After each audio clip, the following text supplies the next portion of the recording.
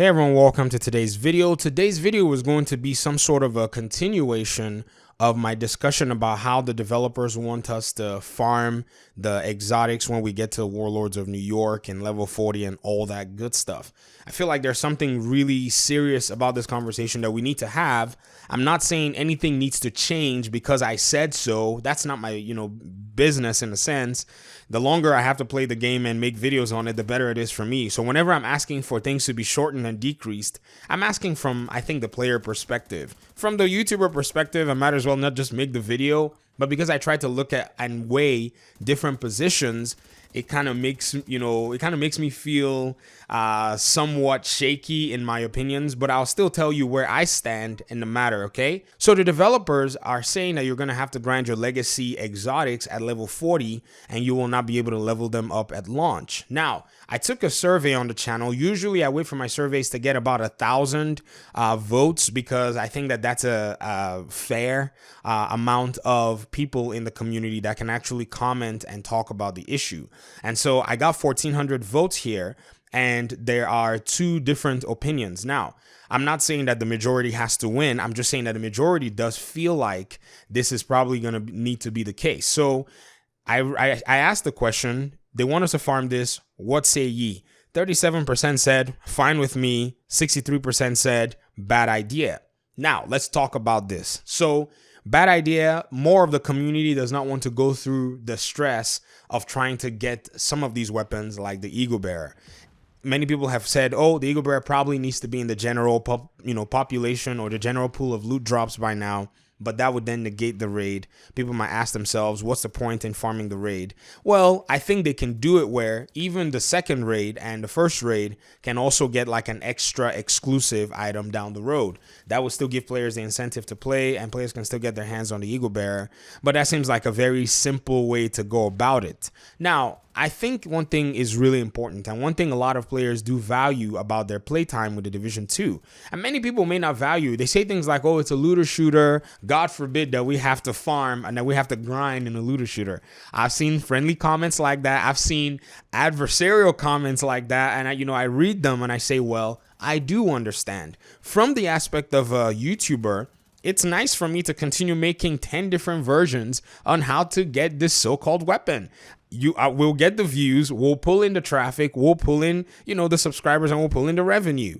No problem. But then it comes to the side of the player who also may value their time. And so I think this is the area that I have to also put out, because many people may think I'm just complaining as a YouTuber. Trust me, I don't care. If they added 3 times the grind, more content for everybody, okay? If you understand what I mean. So I'm not saying that just because I want things to be easy for me. I'm just saying that because I want, the developers to consider what this time effect does have. So what's happened with this time effect? Now, I play with a community of gamers. We run on, Discord here. I have a Discord server. If you want to check it out, you have to be 18 at least. Jump in there, matchmake, ask for help, ask for leveling up, raids, all that stuff.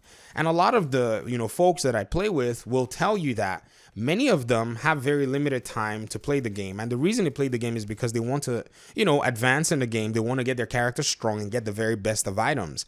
If you go ahead and kind of make people try to, work too hard for items, what you remove is the sense of fun that should come with video games. And I understand that grindy games can be really grindy, but trust me, the people that really have time to play the games will not make up most of the percentage of people that actually pay to play the games. It's just the truth. We've said it before. A lot of 17 and 18-year-olds, I'm not beating on 17 and 18-year-old, but let me just put it this way. When I was 17 and 18, I did not have $60 to pay for a video game, okay? It wasn't until later, growing up, getting a job, getting to understand what it became to, actually prioritize your budget, that I could say, oh, okay, here's, money for a video game, and I could buy a video game and play it. But at the same time, I don't have as, much of the time as I did to play video games like when I was 17 and 18. So looking at the demographics of gamers, it makes sense to at least put a balance in this grind fest that we call the Division 2.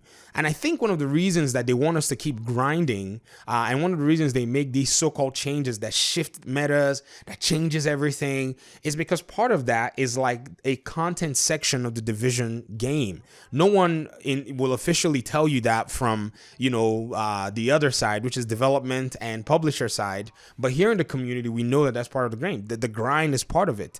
But at the same time, if we're going to be getting more new things, and I'm going from the logic of one of the developers who said we would like for people to focus on the new exotics and focus on the new stuff, then why bother having us try to farm the level 40 version of the old stuff when we can just scale that up and then focus on the new stuff? So the reasoning that he tried to give does not suffice. I can peel that argument apart like an onion, really, if you understand what I mean. And so if you think about it, I think they're using that as a grind measure for people to be able to still play and work towards those things. Now, there's also a way to scale things and make it too easy. Like the first option that I said, put in the Eagle Bear and the general loot pool. That seems like it's too much of making things easy, because you also have people who've grinded the raid 100 times, still have not gotten the Eagle Bear, by the way, or they grinded 100 times and were able to get only one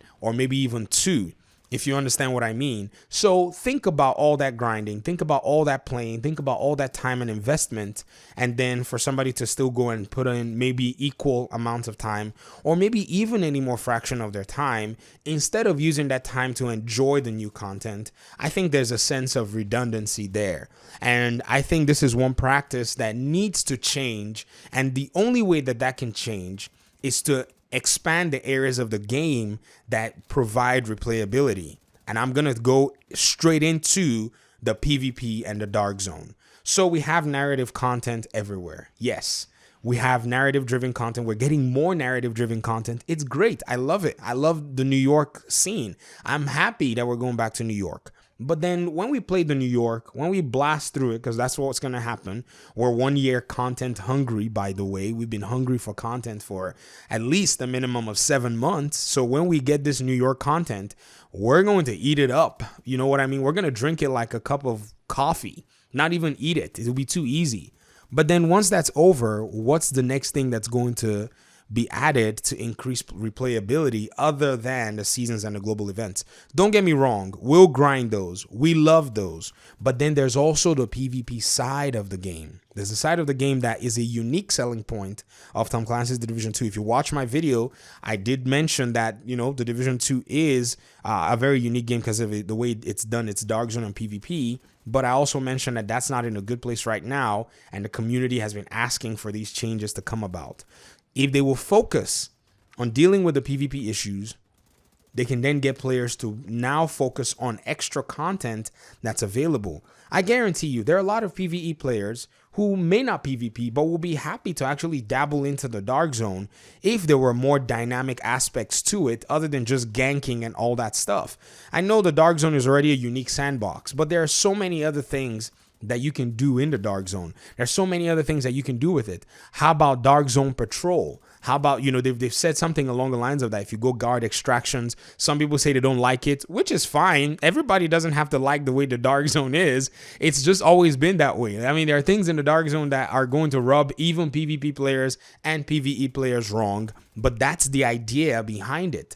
How about AI rogues in the Dark Zone? How about hunters in the Dark Zone? Things that the community has been asking a lot for, which will provide an extra dynamic. There are PvP players who will get out of the open world map and fast travel to a DZ checkpoint with speed the moment they hear that there's a hunter in the Dark Zone. Many PvE players want to check that out. They wouldn't even mind the fact that there are other players in there, trying to deal with them. And you can go in the Dark Zone, you can engage in all kinds of free flow stuff that is possible and available for you. Another thing as well too is different I would say AI behaviors and AI horde modes that people have been talking about. We had a sort of a horde mode in the Division 1 at Piers North. Many people say, rehashing Division 1 content seems kind of lazy. Ladies and gentlemen, that's exactly what we're seeing right now. The sticky bomb is even coming back. It's that rehashed that the biggest and most destructive plague of a skill at one time is returning to the Division 2. Something that was specifically cut off is now, as like, oh, this was just a bad thing in the game, is actually being tacked on to the new content. So you can't override that. And so I think that's where this discussion goes in terms of how the developers look at grind versus how the developers look at content. If you balance both of them, players will be able to find that fun medium. But if you let the grind be too much, or redundancy in grind go on when there's no content being done or content's not being refreshed frequently, then players are going to find no reason to play. Now, I have to say, in this entire video, I say this knowing that there's upcoming refresh content down the road. I've made coverage videos about a lot of these things, and I do understand. But I also want to be very cautious to not say that what we're getting in New York is going to solve all the problems, or what we're getting in New York is going to, fulfill that playtime or that content hunger that a lot of the community is looking for. I have to also be willing to say that at least in the very first month and a half, people are going to be asking for more stuff to do in the division, in the Division 2. I don't think I will be. I'm just saying that by that point, the developers need to have something in the talks for us to actually say, okay, we're looking forward to this. That would then maybe take the community however long they have before they bring out some form of a new content, if you understand what I mean. And then this also is a pain point, and I have to mention it, the raid. The second raid, the Foundry, that was actually promised to drop with episode 2, and we're now going into New York, and that raid has not come yet. Yet we've had changes, fixes, patches, things like this, and then they want us to go regrind our old exotics, but we don't have a new raid. Do you see exactly where I'm coming from? I don't think this is irrational. I think this is something that needs to be looked at and discussed within the community, and our developers and publishers, whoever's making the decision, maybe needs to, go back and look and say, okay, we need to bring this way. And by now we should be talking about our third raid in the division game. I think that's probably what we should have been talking about, because the last raid came out about a year ago, close to a year ago, which is quite crazy. So let me hear what you think in the comment section. I just wanted to make this discussion video for us so that we could kind of see where all of this is going, and, we can comment and we can have a conversation. So I guess I'll get out of your hair. Thank you very much for your time and audience. And I guess I'll see you in the next video. Peace.